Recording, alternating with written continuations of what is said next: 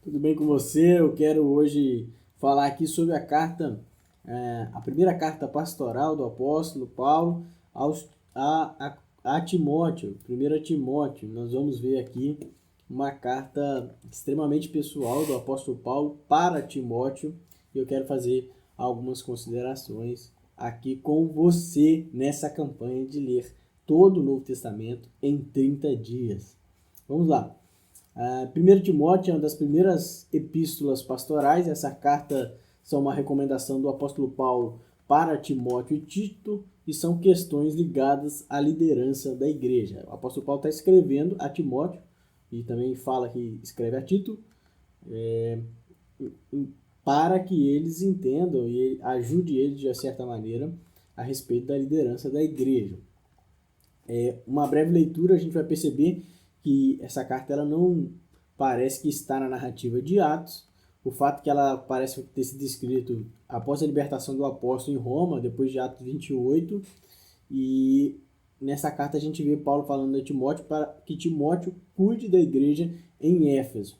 E aí nós temos alguns aspectos. Parece que o apóstolo Paulo escreveu por volta de 63 a 64, pelo menos é o que nos parece mais claramente.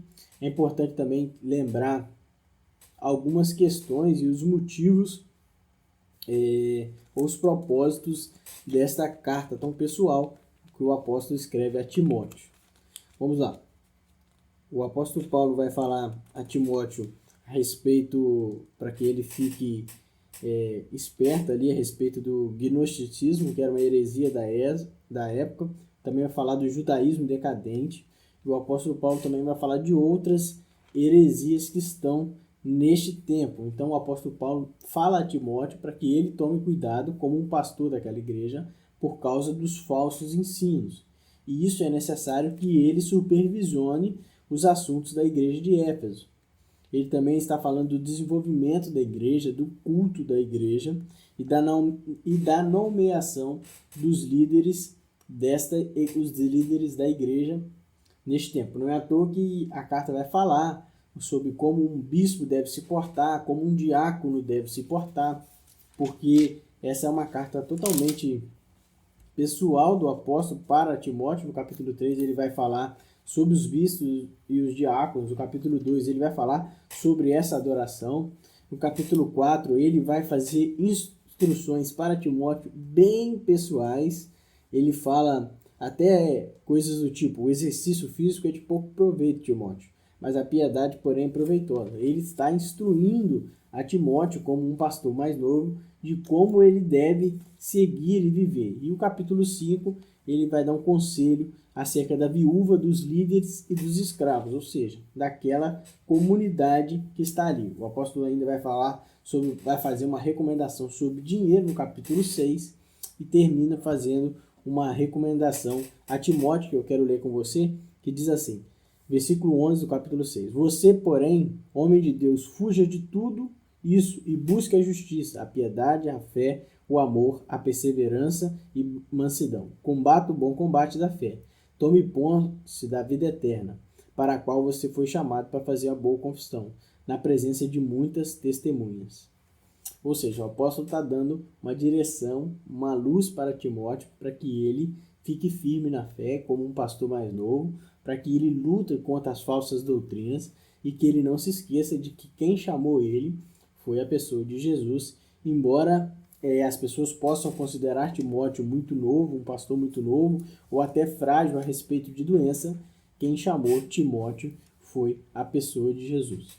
O que essa carta me ensina, e essa carta te ensina, é que independente daquilo que as pessoas falem ao nosso respeito, independente daquilo que sejam as nossas fragilidades, independente de tudo isso, Deus tem um propósito para a minha vida e para a sua vida, como teve para a vida de Timóteo. E é isso que nós temos que alcançar.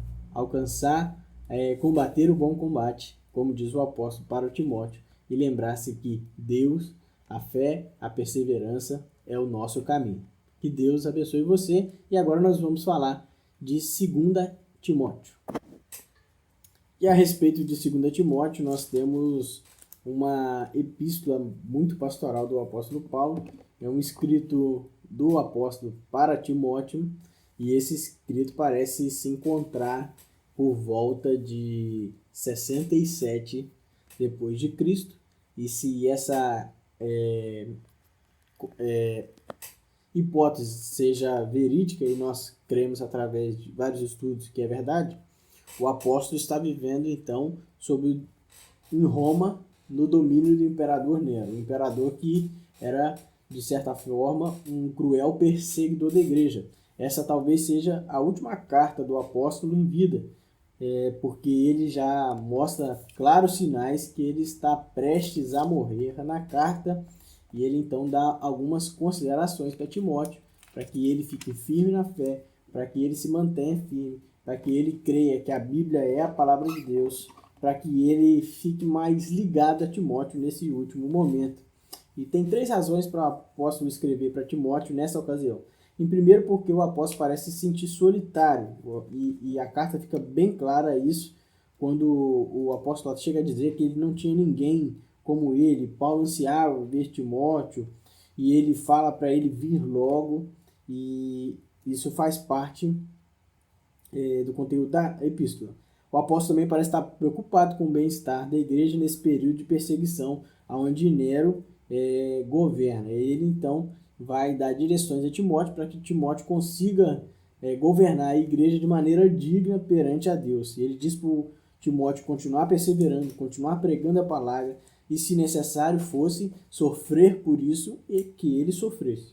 E também o apóstolo, em terceiro lugar, ele escreve a Éfeso por meio de Timóteo. Usa Timóteo no capítulo 4 como uma ponte de contato para a igreja de Éfeso ter algumas noções.